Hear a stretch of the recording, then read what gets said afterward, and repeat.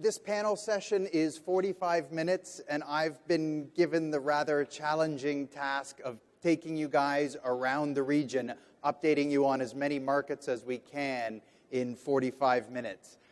Luckily, I have a rather large and illustrious panel to help me do this, so I'll call to the stage my 8 panelists.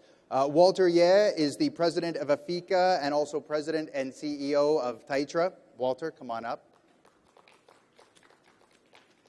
Zheng Zhe is the chairman of the China City Association and also the Xiamen Industry Association. Mr. Zheng, please join me on stage.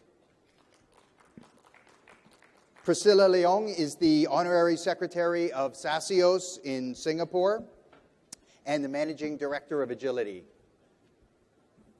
Round of applause for Priscilla, please.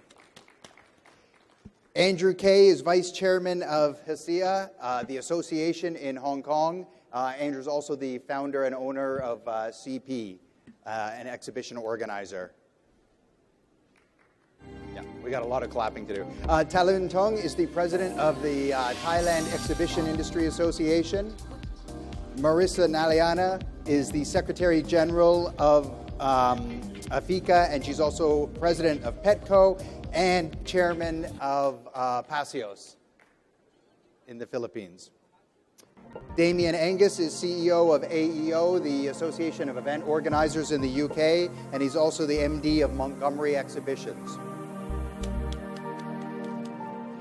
And of course, we're lucky to have KV on stage with us as president of IEIA.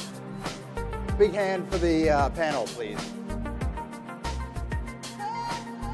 I think we have 4 mics, so does everybody, one group, have at least 1 mic?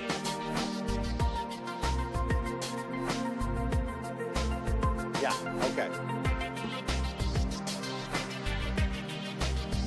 Okay, so we can cut the music, please. All right, so let's get started. We'll start out with the positive first. So why don't we talk about some of the opportunities that we see in the markets where we're working. So Talun, why don't you talk a little bit about Bangkok and Thailand in general? Thank you, Mark. Thank you, and good afternoon all to the distinguished guests and ladies and gentlemen. And thank you for the first speaker to speak. Had to be somebody. Had to be somebody, okay.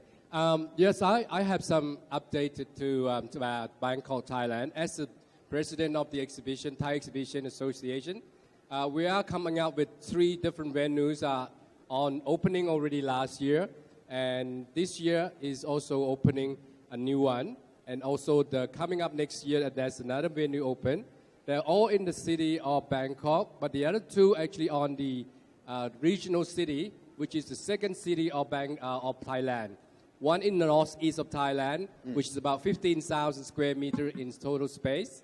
And the other one in the eastern of Bangkok is about also 5,000 to 7,000 square meters. That's combined with exhibition convention venue as well. And the newly emerging 12,000 square meter, a hybrid hall that in the city of Bangkok by the river is called True Icon Hall, which is the hybrid between convention and entertainment venue. How many square meters will That's Icon 12,000 in gross area, 12,000 square meters. Which that venue will also host the UFI Congress the year after we go to St. Petersburg. That's right, 2019, November. That's right. That will be hosted by True Icon Hall. Yeah. And we are opening by the May 2019. So Thailand is the largest exhibition market in Southeast Asia, and you're a little unusual in that your 2 biggest venues, Impact and Bitech, are both privately owned. So with Icon, I mean, what's the ownership structure with that? And maybe if you could talk a little bit about Queen Sirikit, which is also going to be redeveloped, I understand. Great. I guess most of our convention or exhibition venue in Thailand mostly owned by a private sector. Not so much on the government, but on the other side, there are 2 venues in Thailand that are actually owned by the government. One of them is the Queen Sirikit National Convention Center, which due to be closed down after 25 years in operation during the World Bank back then, by probably May or April next year, due to they will be renovated and creating a new venue, which is capacity up to 50,000 square meters. And when will that 50,000 come into the market? Probably in 3 years' time from next year onward. Really be done in 3 years? Yes. Okay. Everything happened in Thailand is a miracle. We can do it in time. And what about the shows that are currently hosted at Queen Sirikit? Where are they going to go during the renovation for 3 years? I guess the largest show will probably go to the big two venue, which is Biotech and Impact. Yeah.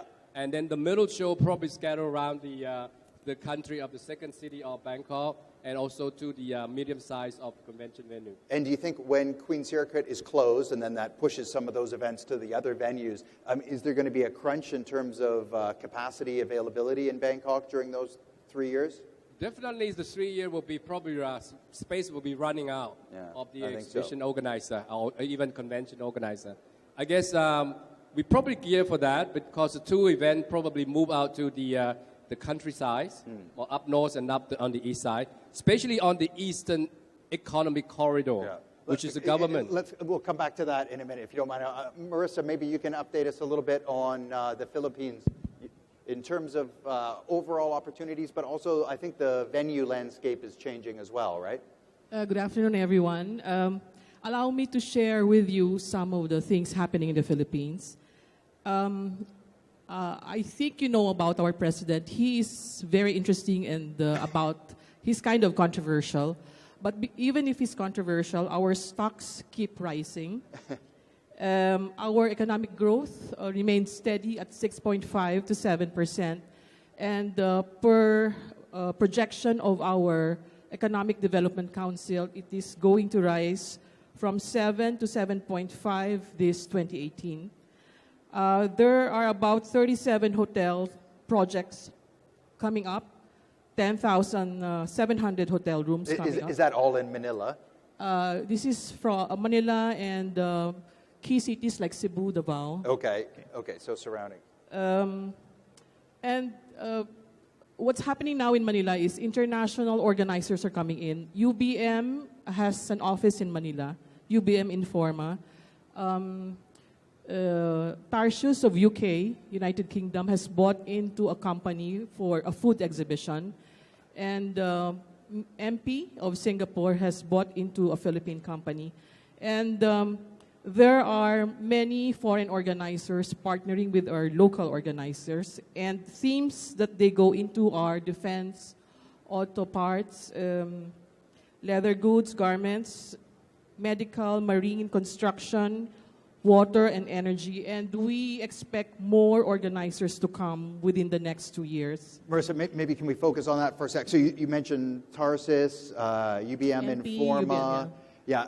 And what's the general attitude of the local organizers? Because it's a pretty small market overall, even including in Manila, right? Initially, we had a meeting with key officers of the Department of Trade and the Department of Tourism because the local organizers are very much concerned about the entry of foreign organizers. Yeah. The foreign organizers coming into Manila are the big boys.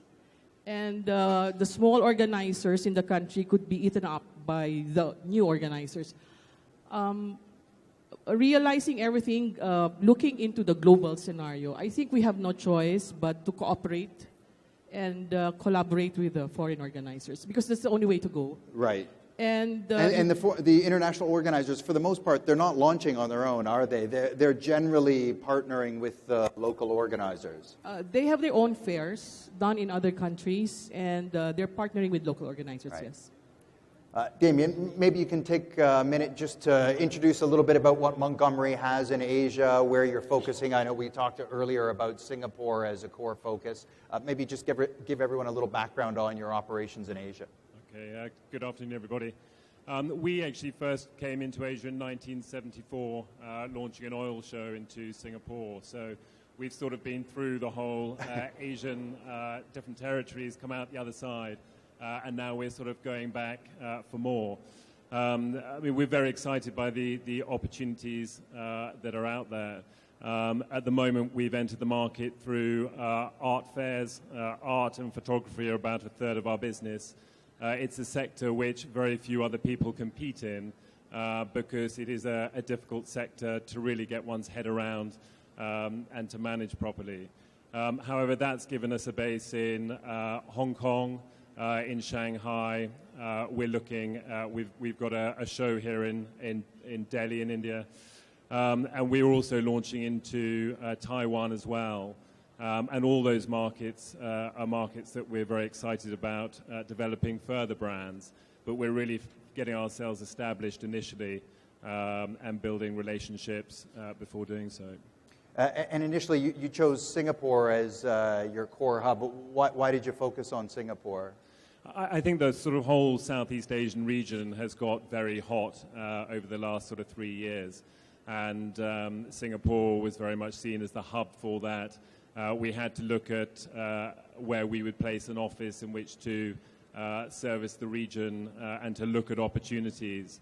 And Singapore was incredibly welcoming in terms of offering us help and support. Andrew, who's here from the SDB, really helped us research and look at the markets that we were getting a view of. And the venues also supported us. And this again, whether it was free rooms in hotels that they were affiliated to, we actually are in the offices of Suntex exhibition venue, and there we have a very kind rate and ability to grow under the protection of a bigger venue. And the venue don't hold us to holding events there. They're very relaxed about where we run our future events. So again, a lot of support, and I look up into Thailand and what TSEB are doing up there. And again, all this support that helps organizers come in and just takes a bit of the risk out of what they're doing is very appealing to any international organizer. Yeah, I think probably TSEB and STB are some of the most aggressive in terms of governments providing support for the industry around the region.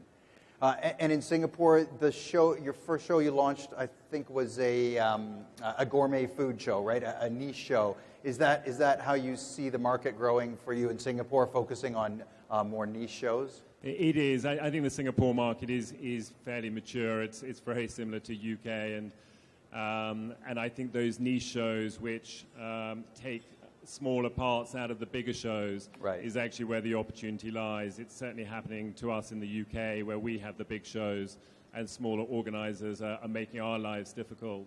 But I think as you come out of Singapore and you come into less developed markets, there's still this view that big is best, and therefore the bigger players, the bigger global organizers are generally getting first dibs on all of those sectors, and we shuffle in and pick up opportunities where we can. Priscilla, maybe you could share a little bit about your view for Singapore. Okay, I think coming up with my own background as a logistics provider as well as a service provider side, I guess I'm the only panelist that is on the service provider side. The rest are basically on organizers. I think for us, the challenges that we kind of face in Singapore now, be it on the front end, be it for the organizers and even for the logistics providers and the other service providers, is basically the manpower issue that we have. I think some countries do have this challenge as well, but I think it's a little bit more acute in Singapore because we have competing demands for the manpower that we have.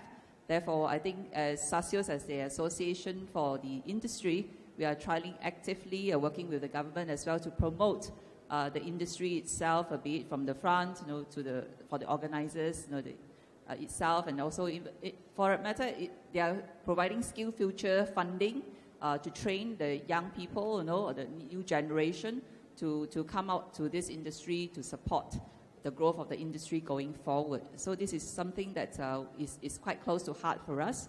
And of course, in Singapore, we are also rapidly going through digital transformation. The government is trying to push a lot on this area, and therefore, this is also one area where we as a MICE industry, we also need to transform in the way we operate. Of course, we are talking today, some of the panelists shared about developments in terms of technology for registration and whatsoever. Of course, as service providers of the industry, we ourselves also need to take a part to transform the way we operate going forward, which is oftentimes a little bit put at the back end. That's what I feel, for this industry. Mr. Zhang, maybe you could talk a little bit about, obviously with China, we're talking about the biggest market in Asia, so maybe focus on Xiamen. 发展计划啊，非常感谢大会给我这么个机会，在这里介绍一下厦门会展业发展的情况。小周。Thank you for providing me this opportunity to introduce introduce Xiamen MICE industry.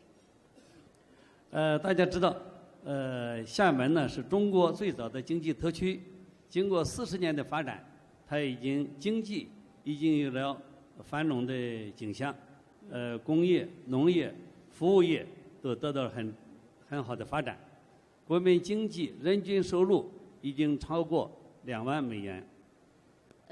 As we all know, Xiamen is one of China's earliest special economic zone, and it boasts of high degrees of openness and inclusiveness. And last year, GDP per person reached $20,000. 经济的快速发展为厦门的会展业发展提供了很好的基础。现在厦门呢有大型的展览馆，有便捷的交通，有许多的宾馆饭店，为发展会议业和展览业提供了良好的保障。The rapid development of economy has provided a good foundation for the development of Xiamen MICE industry. Up to now, Xiamen has convenient transportation, as well as mega exhibition venues and international hotels. 2017年，展览业已经有200多万平方，全年的会议量已经达到1万场以上。Last year, the total 会议业已经超过200万平方，展览业会议已经达到1万场。Last year, we held about 10,000 meetings in Xiamen. 今后的目标就是把展览业做强，提高质量，增强国际化水平。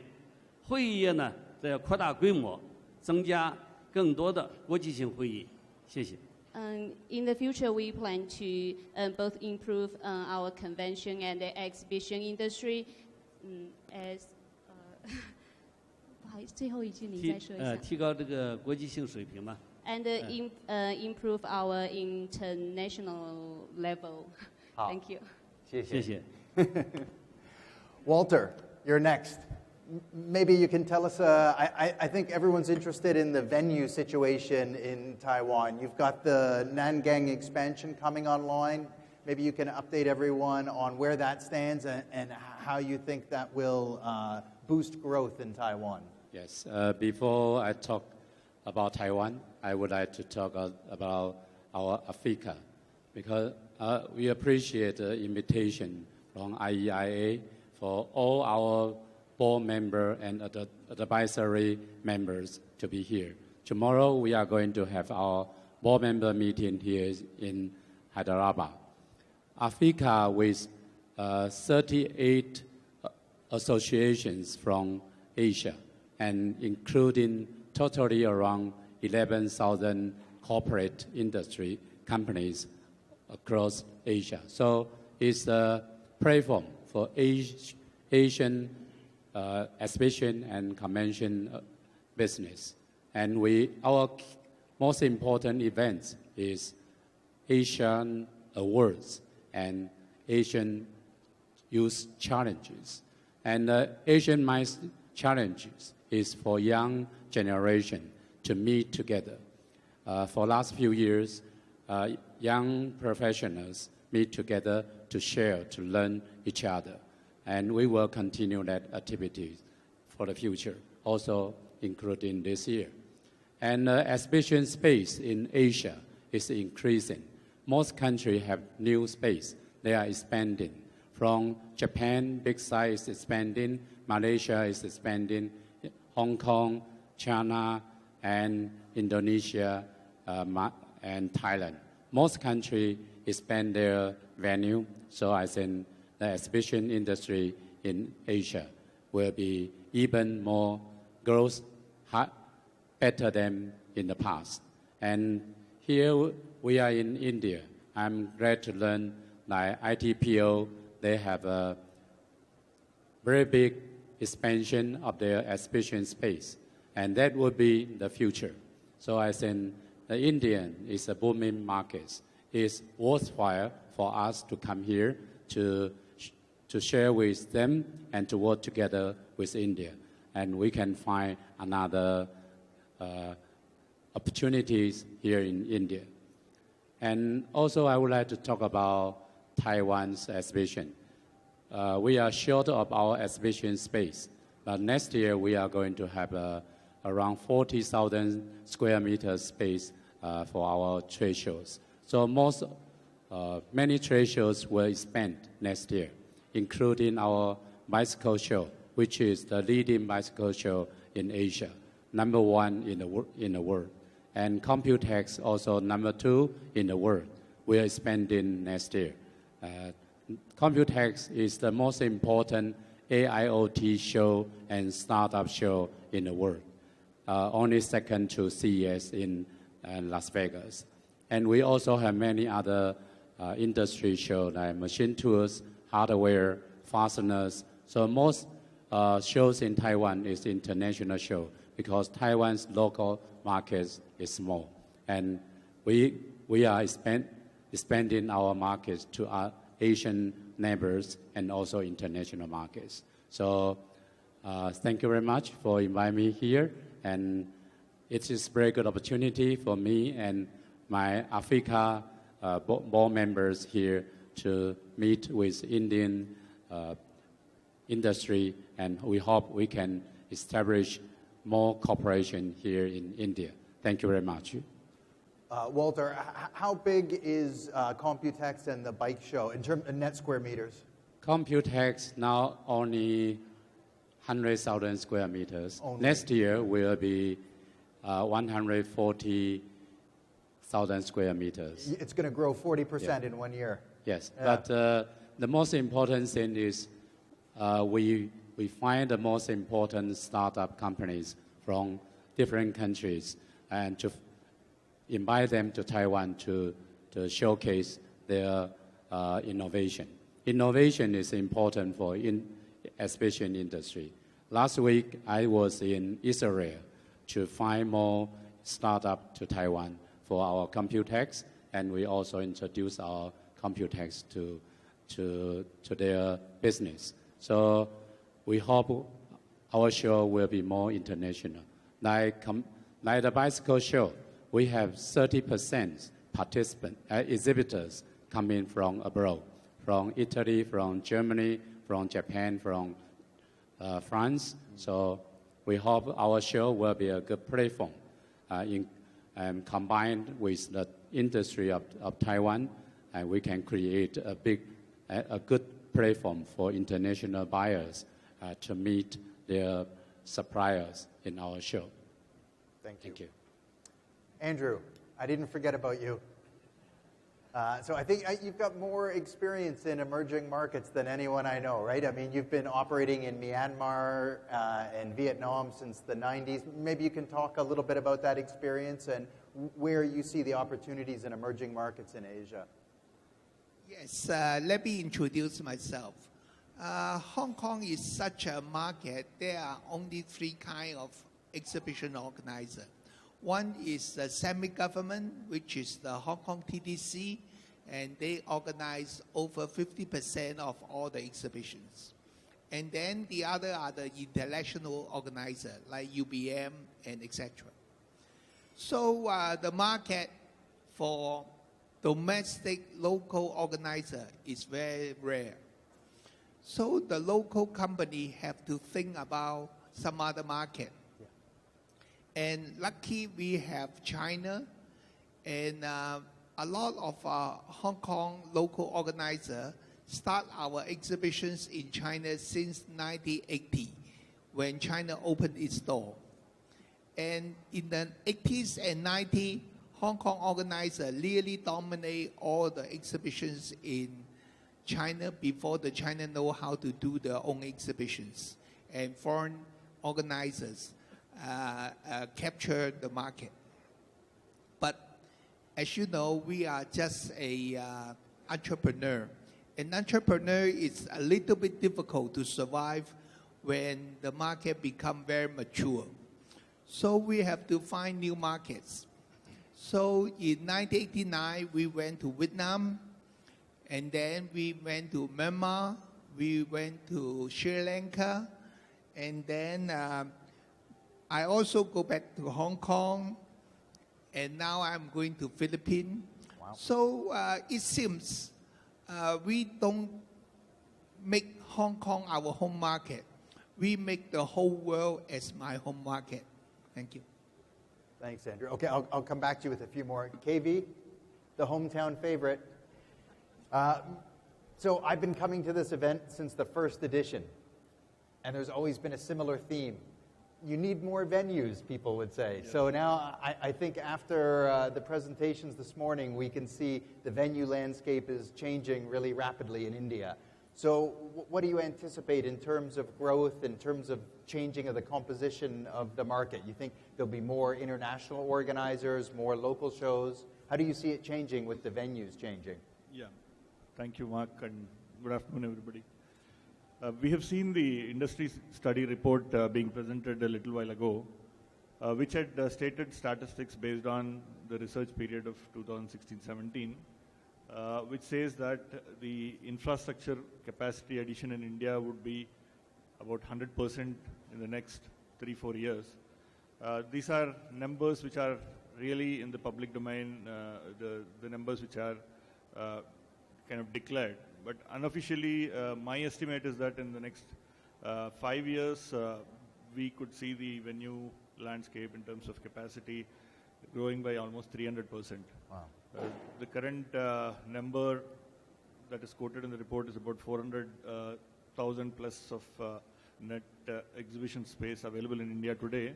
But in actual terms, counting the ones which are not probably purpose-built, together would be about 500,000. Yeah. And that could go up to 15,000 square meters, 1,500 square meters in next 5 years. And like the way exhibitions are changing their composition, there is a segment of conference getting added, and conferences getting a element of exhibitions added. There is event elements, entertainment elements, etc., coming in. The type of venues, the configuration of venues are also going to change, I presume. The example is our own. In High-Techs, we are adding 8,000 square meter hall very soon this year, which is going to be a multi-purpose venue, which can house conferences to exhibitions to sporting events, etc. And that is going to increase the marketability of the entire venue. Likewise, I see some of my friends across the country also looking at changing the composition of venues so that they could get multiple businesses, not just from exhibitions, from other segments of the MICE industry too. Growth, this tremendous growth, last 5 years, the report suggested we were growing by about 8 to 9%. Right.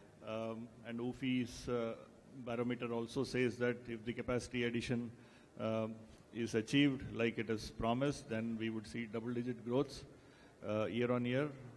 I can peg it at 20% annually in the next 5 years if all this infrastructure addition comes in play. And of course, a lot of the growth will be centered. I mean, most countries in Asia have one core city or two in some cases where the exhibition industry is centered. For India, what about the second-tier cities, the third-tier cities? You see similar levels of growth happening there as well? Yes, there is, and if we really look at what is happening on ground, a lot of governments are planning convention exhibition centers in Tier 2, Tier 3 cities as well. And they will all come into play in next 4 or 5 years, if not early, some of them. See, like with the growth of economy in India, growth of industrialization, the growth of exhibition industry is happening. While it was initially concentrated on 4 or 5 large cities, It is very soon going to be across the country. In India, we have 29 states, and each state is wanting to develop infrastructure in their own areas. And each state would have 2-3 major cities, definitely. So we see pan-India, maybe about 100 odd exhibition cities coming up in the next 5-6 years, 10 years. Thank you. So another issue I want to discuss with the panel is about government support for the exhibition industry. That's one that often comes up at this event. And we have some markets here where I think they really lead the way in terms of demonstrating how a government can provide support for our industry. So Talon, maybe you can talk a little bit about, you can make it about TSEB or broader than that in terms of how the Thai government is continuing to support the industry. Yes, TSEB has been around for about 10 years now, 16 years. And they've been a big support to Thailand MICE industry. And also now they're really aggressive and they're going out to the other country to also bringing the show back to the Bangkok, Thailand. And also this government presently are very interesting into the MICE industry because they think that the MICE industry brought a lot of MICE business and also brought a lot of investment coming to Thailand. Right. And now I think they actually set up a community from the government sector to actually work in very closely with the private sector to actually expand and developing more government support in this side as well. And that's why they focus on this year and next year onward that they will be moving forward to the other second-tier city in order to make exhibition is more vibrated to rather than in Bangkok itself. So they're focusing on the second-tier cities for broadly for MICE events or for exhibitions specifically? At the moment, more to MICE event rather. Yeah. But I guess the B2C one will be the heart of the growth of the exhibition. Yeah. The B2B, I guess it can grow up from the B2C by a niche sector market of individual city tier. For example, like I touch on the EEC a little bit on that, the Eastern Economic Corridor, which is a hub of the cities of Thailand to go into ASEAN city. So that means that the government will put in a lot of investment into that particular area, and also the logistic area where this is going to be a large investment. You probably hear on the international news that Jack Ma also investing quite a lot of number of investment into this kind of corridor in order to make sure Jack Ma from Alibaba. Yeah. Right. So I guess the strong exhibition in any industry exhibition in any countries, it always grows. It never actually drops. Right. I can see that because Thailand has grown almost 15% each year. Yeah. And the space is still required more and more in the largest exhibition show. Right. So I guess the government has to come back in to support a lot of investment to this kind of... Yeah, it's really remarkable what TSEB has done in the Thai government as well. Marissa, I know there's been less support in the Philippines, but governments recently invested in a MICE roadmap, right? So maybe you can talk a bit about that. I think our government realized the importance of MICE. They've seen how TSEB worked, Taiwan, and presently exhibition centers are coming up in our key areas like Cebu, Davao, and Iloilo is up. It was just inaugurated. Our Philippine International Convention Center, the first convention center in Asia, is going to build an exhibition center. They have done groundbreaking and construction is going to start. Now, a lot of private sector is now investing in infrastructure. Some wealthy businessmen will go into exhibition centers. Even Jack Ma, he came to the Philippines to speak. He's everywhere. The first thing he did was open his phone, and he was very much frustrated because of the slow internet connection. So after that moment, he said, I'm going to invest in the Philippines for the cyber highway. So at least because of our slow internet, he's going to give money for our internet connection. Japan and China will build our new highways, and I think Japan will help fund our subways. So I think that's very good development. And in addition to that, our Department of Tourism, Board of Investment, Department of Trade, and the Tourism Board have joined forces to do our MICE roadmap, which is long overdue. It specifies there convention centers to be built, exhibition centers to be set up, and to make the Philippines as a premier MICE destination by year 2030. So everybody in the private sector are very much excited, and we're looking forward to the implementation of that MICE roadmap. Does that MICE roadmap, there was lots on infrastructure that you mentioned, which is obviously needed, but in terms of actually supporting event organizers, is there much in the roadmap along those lines? Discussion with the Department of Tourism and the Tourism Board is ongoing. Just like you said earlier, we submitted some concepts from you and some others about surveys to be done about our exhibition, because way back in the 70s, we have very good research materials. We have one department devoted to research, find out about the conventions and exhibitions in the region. But due to change in government, this department was abolished. And it's only now that we are bringing them back. And I think the Tourism Board has decided to hire some consultants to help us map out our exhibition landscape and that of our convention center. Thank you. Priscilla, maybe you can talk a little bit about STB, because I think alongside TSEB, STB is definitely one of the most supportive of exhibitions in general. Obviously, STB is our big supporter for the industry in Singapore. They have a lot of incentives also. I would say maybe comparative to Thailand, we are a little bit short, falling short a little bit. But I think in general, like what Damien has mentioned, STB together with our other trade development boards have actually helped out a lot in bringing new organizers coming into Singapore to provide support for them in different avenues, different ways. They connect up with the different government bodies in Singapore when they needed help, or even commercial entities like hotels, and they recommend all these relationships and connections whereby they could actually have an easier way of coming into Singapore to do a show. I think even, for example, in running events, for that matter, even not just exhibitions. I mean, I, as a logistics provider, we do get support even from customs.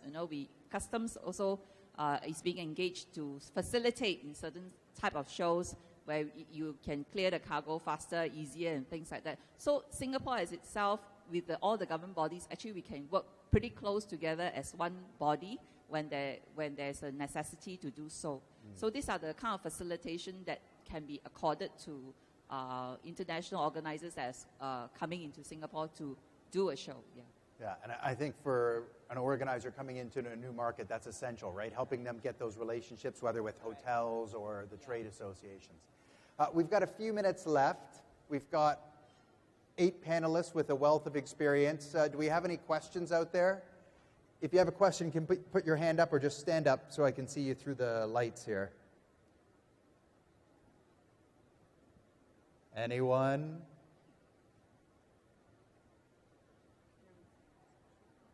Thank you. Yeah, can we get a microphone in the middle there? Oh, you're going to have to take one of our microphones.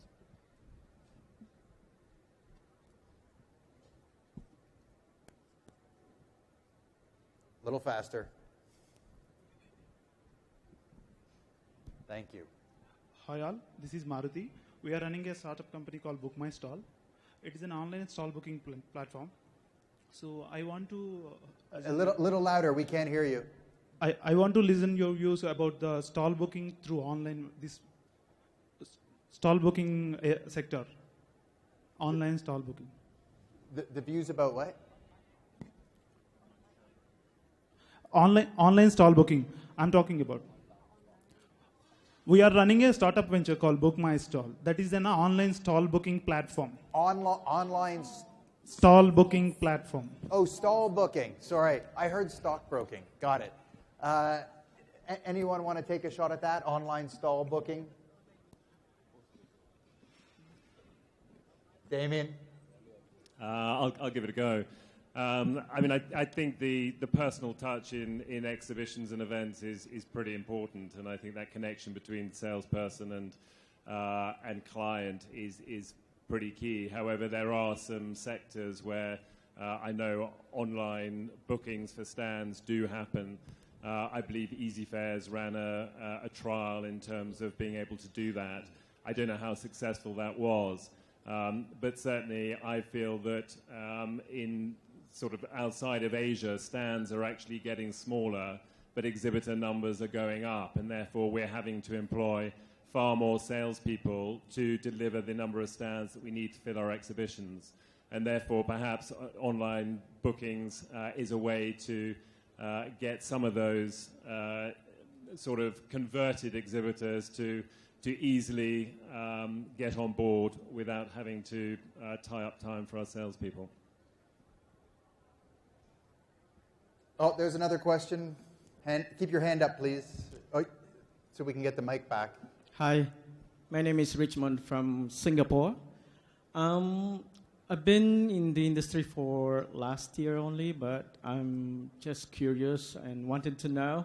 I've been searching for the past UFI events in Asia Pacific. Yes. And would like to know when it's going to be held in Manila, Philippines for the UFI, if there's any plan for that.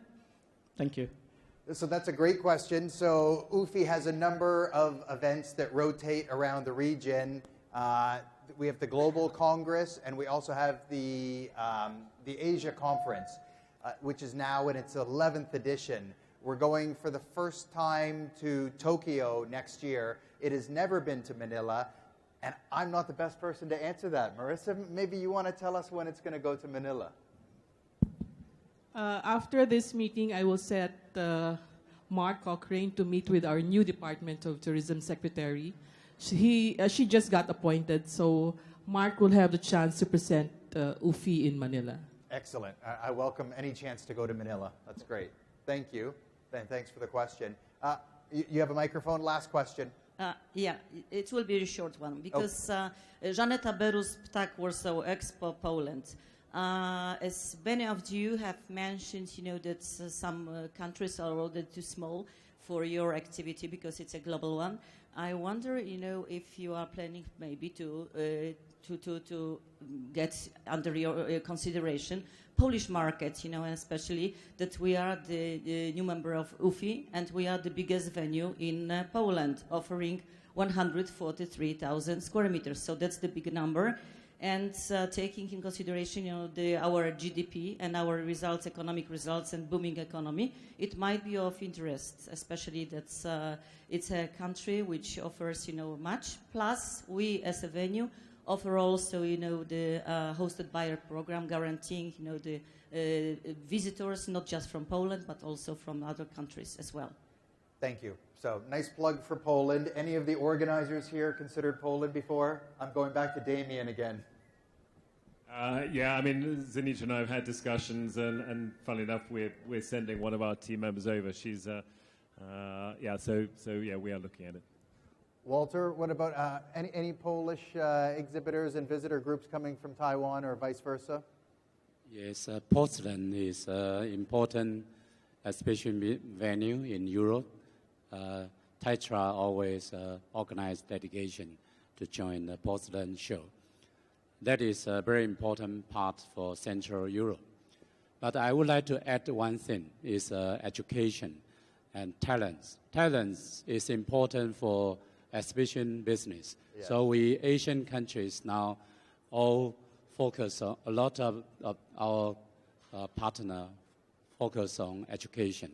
So we introduced like CEM from IEIA, and now CEM in Asia getting more popular.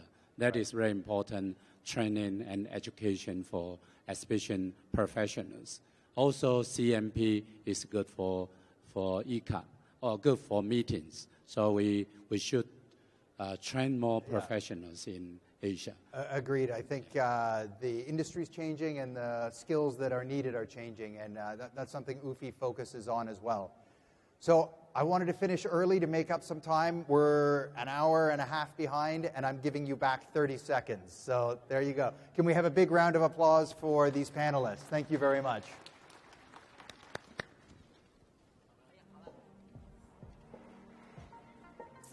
need a mic, we've got lots here. Thank you very much, Mr. Mark Cochrane and the entire panel. I'm going to request Mr. Balasubramanian, EC member, IEIA, and COO, BIEC, to kindly please come up on stage and give away mementos. Sirs, may I request you to please wait on stage? It's hard with it.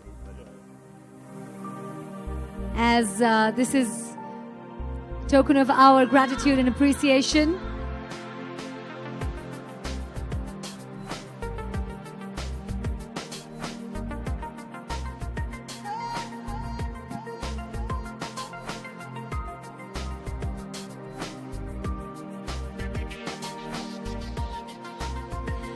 Requesting Mr. Balasubramanian to please give a token of our appreciation to Mr. Mark Cochrane, the moderator, for this fantastic discussion. Requesting you, sir, to please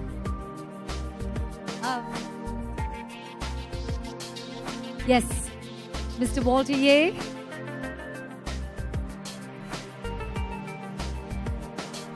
Please do felicitate Mr. Cheng.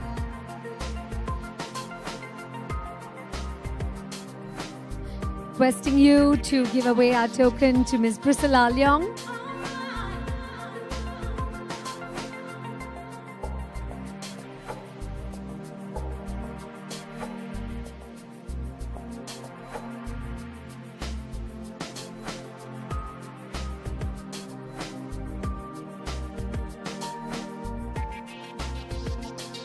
Requesting you to felicitate Dr. Kaylee Kyun Andrew,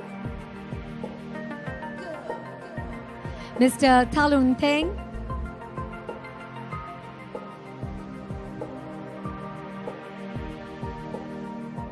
request you to give away a token of our appreciation also to Ms. Marisa Nalana,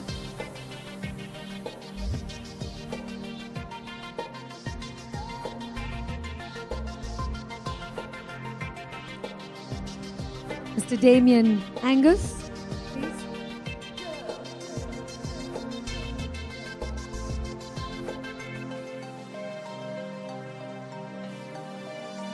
And to Mr. K.V. Prasad. Thank you very much, Mr. Balasubramanian, for doing the honors. And thank you very much to our moderator, our panelists, for such a fantastic and engaging discussion. Thank you, ladies and gentlemen.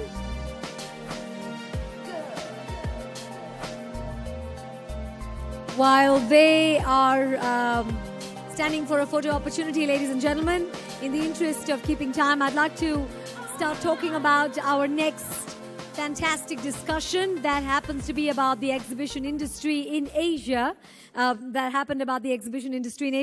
We're now ready to move on to a discussion about business challenges across borders.